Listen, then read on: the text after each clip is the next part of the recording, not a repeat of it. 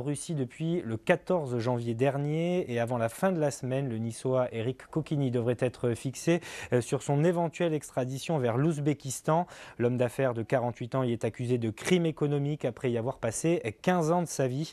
Arrêté en Russie alors qu'il se rendait à une conférence, Éric Kokini paye probablement ses liens avec la fille aînée du président ouzbek Islam Karimov, une fille récemment tombée en disgrâce dans le pays.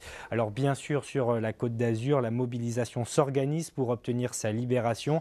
Sa femme, qui est elle-même ouzbèque, est très mobilisée pour réclamer donc cette libération et le retour en France de son mari. Nous allons l'écouter dans quelques secondes puisque Lucie Camin l'a rencontré en début d'après-midi.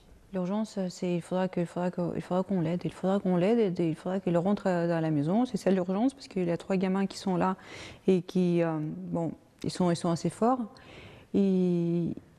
Mais on voit bien qu'ils sont souffrants et on voit bien que papa leur manque. Et bon, je pense qu'Eric, il n'a pas mérité tout ça. Et il a jamais fait du mal, il a jamais fait.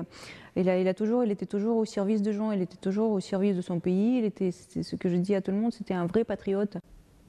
Voilà, alors le problème est aussi d'ordre juridique puisqu'aujourd'hui le plus grand flou sur les raisons de son arrestation plane toujours. Vous allez écouter d'abord l'un de ses avocats, Maître Solacaro, puis derrière son deuxième avocat, Philippe Soucy, qui lui en appelle au gouvernement français pour tenter donc d'obtenir la libération de ce Niçois incarcéré en Russie. À vrai dire, on a du mal à connaître la qualification exacte puisqu'on nous parle un jour de fraude fiscale, on nous parle le lendemain de détournement, puis le jour d'après de favoritisme, on parle ensuite de marché, enfin tout ça est très, très flou, très opaque et on n'a à vrai dire aucun renseignement en ce qui concerne l'Ouzbékistan. L'extradition dans ce contexte-là d'un ressortissant français vers un pays qui est une dictature, ce n'est pas une question judiciaire, c'est une question qui est essentiellement et d'abord politique.